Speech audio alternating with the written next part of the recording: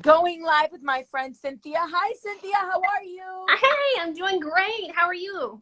We are fantastic over here. So happy you could be with us. I apologize. You're not like an artist. You were definitely on time. They're normally running a little behind. And I was like, oh my No goodness, she's worries. there already. But for anybody logged into our live right now, I just want to let everybody know, obviously, May is Mental Health Awareness Month. And mental health is definitely something that we hold close to our heart here at the New Hits 97.3, Quarantine Radio 97.3. It's something we want to talk about. We know how important it is to many, many, many of our listeners, and just to our community as a whole. So we have Cynthia with us today. She's here on behalf of the Fort Lauderdale Behavioral Health Center, which is actually one of the largest mental health care providers in the state, correct? That's right. We actually have the largest hospital here in Florida with 184 inpatient beds, but we also have other services that we offer, and that's where my department comes in. We are in the outpatient department, and so I'm sitting here in our clinic today, and I'm really happy to be here to talk to you about mental health awareness because it's something that's very near and dear to my heart. Mm-hmm. And I just feel like right now our culture is focusing so much on stopping the spread of corona. Mm-hmm. And we also need to work on stopping the spread of the stigma that's related to mental illness. 100%. Well, you need to know something, Cynthia. Our listeners, I don't want to say that we're a little bit different here, but again, mental health awareness and just being able to be open and honest about just personal struggles is something, again, the way it's close to your heart, it's very close to ours here. We started to realize that there was a need to talk more about it probably over the last 3 years or so. We've had a lot of our main artists go through personal battles. People like the Demi Lovato's. We have Camila Cabello, who's from Home Team. She's from right here in Miami, and she's been very forthcoming about, some of her issues with anxiety, with depression. We've just seen so many people that we talk about on a daily basis that many of us aspire to be like or look up to. And they've found this place where they too are getting tired of the stigma. And I think it's very cool that many of them are starting to have these conversations. BB Rexa was diagnosed as bipolar. So was, I believe, Selena Gomez. And they've been sharing not only the diagnoses, but the process and the way that they now, live their life, and live in their truth.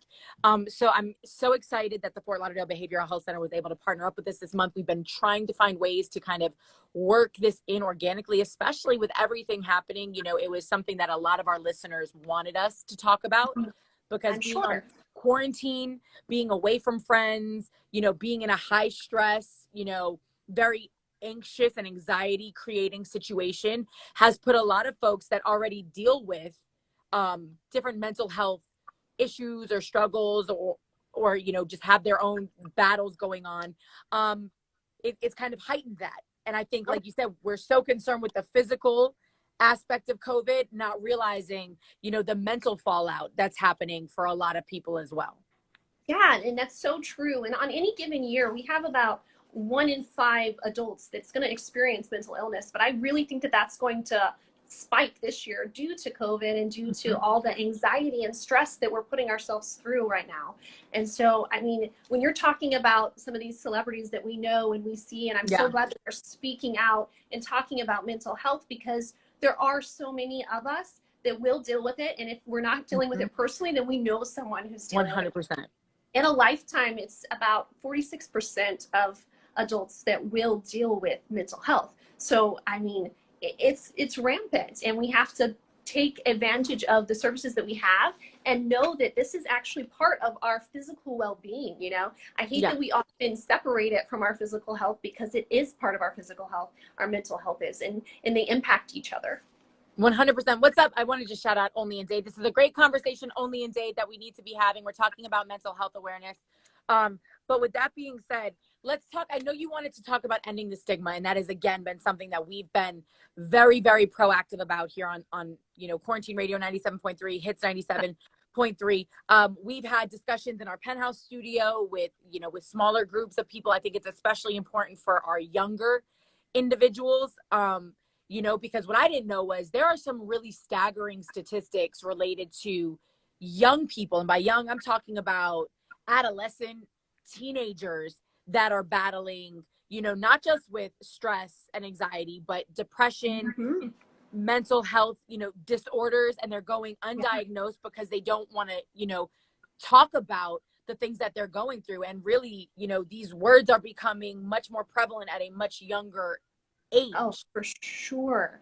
And the devastating thing is we're actually seeing a really high number of suicides in that age group because people are not able to reach out and get the help that they need. And I just want to encourage everyone to talk to someone, you know, to reach out to the people that you know, but also there's professionals.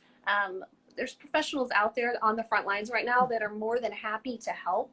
We're still out there. We're still working. We're still around. We're still open. Yeah. And really important to know that you have nothing to be ashamed of. You know, there's no, there should be no fear in talking with someone. I personally see a therapist, and I think it's super important to be able to work through things in our lives, but especially right now when you're noticing, because there's some triggers that, or some red flags that you might see right now that are going on because of all the stress and anxiety that you're under. And I mean, some of those things might be, of course, heightened anxiety and worry. You might notice a difference in your sleep patterns. You're not sleeping, you're waking up a lot. Your thoughts might be racing. Some of these little telltale signs, like your appetite is changing, your sleep is changing. And those should be warning signs for us to reach out and get some help. I love that you pointed that out, because I didn't know. As far as speaking to a therapist, I know a lot of people, there's, again, like you said, there's a stigma on all of it. Oh, you need professional, you know, oh, you need professional help. And it's like, we all need professional help. Let me tell you something, because being able to sit and have a conversation with somebody who doesn't have a personal investment in you, and I mean that by like your friends, your family, sometimes they're so attached to you on a personal level that there's not an objective or a disconnected individual that can look at things and kind of help you put it in perspective. I've been, you know, to different therapy sessions, and I've had a therapist sit across me and not say anything, but it's amazing how just vocalizing a situation, you can come to your own conclusions. But when you're holding it inside and having that conversation just in your brain, you never come to the end. Do you know what I'm saying? You're so right. And that's actually something that I tell people a lot in counseling, is like, sometimes you just getting it out there helps you to see it in a much clearer light. But you need that safe environment with someone who isn't going to sit there and judge you, who has no reason to push you in one way or another. Yeah. You know, and someone that you know that it's confidential. So whatever you're saying to them is not going to be spread around to anyone else. It's not going to come back to anyone. And that's a really important part of the therapeutic relationship, and something that therapists can definitely offer. Now, let's talk a little bit, if we can. You know, we've had a lot of, I think, parents at home on quarantine with their young people, right? With their kids. And that can be high school, it can be college students that are just coming back. Do you have any tips maybe on how to open up that dialogue? Because I know a lot of young people that are just like, they don't get it. And there are a lot of parents who, you know, I think the irony of it all is, you said 47% of people in their life will experience some sort of, you know, battle with their mental health, right? The beauty of that is we get through it. When you think about how many people are going to experience it, right? And then how many people are living successful, you know, lives where they're flourishing. The point is, we get through it, right? Which, when you're in it, you don't feel like you're going to, right? So that's, if we talk about it more, that's, to me, I think one of the biggest positives in all of this. If we were more willing to share those stories, we would realize, wow, not only did somebody else go through something similar to what I went through, but they got through it, right? You know, Totally. but when we don't talk about it, then we don't know that eventually there is light at the end of the tunnel, as cliche as that sounds. And for some parents, they have so much of their own personal stress right now. Maybe they're out of work, you know what I mean? Or they're just in a high pressure situation, working from home, trying to educate the kids. You're spending a lot of time in a small space with people that, you know, and so I think sometimes they deflect that onto their kids, and they invalidate what young people are feeling, and they don't mean to, but they do. Like, that's not, you're stressed out about school. Well, I've got bills to pay. You know what I mean? And you feel invalidated and a little bit deflated trying to have that conversation. So do you have tips for our parents out there? Because Totally. this is the time, right? Like Of you're kind of, course. there's nowhere to go, but Yeah, you're stuck together for sure. exactly. No, I do think it's really important for parents to listen, you know, but of course, sometimes teenagers don't want to talk, but just taking that time to sit down and like you were saying, mentioning that, you know what, you're going through a difficult time too is okay, but then give them a chance to speak and talk about what they're going through so that they have a time to release that, but also that you can relate to it. I think that it's important to spend time doing things with your kids or teenagers that they enjoy doing right now, because kids don't always like this prefabricated time of like, oh, let's sit down and talk. Yeah. It's typically when you're spending quality time with them that they're actually going to open up. Mm-hmm. So maybe it's something you don't enjoy doing, but your child enjoys doing it. I know I was talking to a mom the other day and she was saying, I don't really like doing the workouts that my teenage daughter does, but I get up and I do them with her because it helps us to bond and we are able to talk about things that she typically wouldn't bring up to me. So taking that time to just do something with them, even that you wouldn't normally do or that you don't normally like, spending that quality time, I think helps those teenagers and kids feel a little more comfortable opening up. And I think it helps us relate a little bit better to younger people. For sure. Do you think that it's actually beneficial as well for parents to share a little bit more of the things that are stressing them out or when they're going through anxiety? And I say that because a lot of times we're conditioned, right? Like we realize as we get older how much of our parents we have in us. You know what I mean? And a lot of times we have parents that will suppress everything because they don't want to stress the kids out. They don't want, you know, their children to know maybe that they're struggling to keep their heads above water. But then that we can't help but absorb that. We see it. Like your kids, like if there's parents watching, your children are much more observant than you probably think or hope they are. So can we start ending the stigma in some ways by even as parents, as big brothers, as big sisters, as friends, as mentors, being honest about our own personal battles with these things? For sure. And I mean, I think you have to keep it age appropriate and be careful with what you share, but I think it's more than appropriate to express, look, I'm feeling overwhelmed, or I'm feeling anxiety, I'm feeling sadness right now because of A, B, C, and D. And I think that that's really important for us to model for children and for adolescents to identify those emotions. And then once you identify them, it's easier to deal with them. But we definitely have to model that. And I think it's more than appropriate for parents to be able to do that and to speak to their children about what they're feeling. And you have no idea, it could probably release a little bit of that stress too. When you're keeping everything inside, like that's one thing my grandmother who passed recently used to tell me all the time. She'd be like, if you break down the word disease, it is dis-ease, right? Like it's like when you're uncomfortable and a lot of times holding on to, again, anxiety, stress, animosity, anger, fear, resentment. We keep all of that. It's almost like we choke it down and we sit on it and it festers inside of us. And when you think about that, it's like a wound, right? Like you have all of this bad stuff just sitting inside and you don't know what it's doing to your physical health, never mind how it's impacting, you know, your mental health. No, that's very true. And I think that your grandmother sounds like a really wise person and that she really imparted some nice knowledge upon you. She was amazing, but she was also the person that she would refuse, like at a doctor's appointment, they'd just like, do you have a history of cancer in your family? She'd be like, absolutely not. And you'd be like, Grandma, like these people, and she'd be like, no, dis-ease, split it up. Like, I'm not claiming that. She was just like that, but she was very big on manifestation and positive thinking, which is very important. But in times like this, that's difficult to do. I've seen a lot of people talking about it, and it's great that so many people are using social media right now, I think, to spread messages of love and of light and of encouragement and to remind people that we will get through this, which to me is a sign that the mental health conversation is coming out of the darkness and into the light. But particularly, wow, I can't speak right now. But particularly in times like this, what are your words of advice to people who struggle already, or people who are now finding themselves maybe in a unique situation where they're going, maybe I do have some depression, or maybe I do deal with anxiety on a different level than I thought? For sure. No, and I think there's some simple steps you can take on your own. And then there's a time where you identify that you need further help. And that's what we're here for. But those little steps that you can take on your own, if you're noticing that you're just experiencing a little more anxiety or stress during this time, as you know, making sure that you're eating well, exercising, some of these simple things that we talk about all the time, but we don't always do. Yeah. And I'm just as guilty of that as anyone else, you know, but doing some deep breathing and meditation can really help during this time. Something that we're seeing a spike of, especially during like people quarantining or social distancing, is using a lot of substances. And that's the worst thing you can do right now. That's actually going to make it worse for you.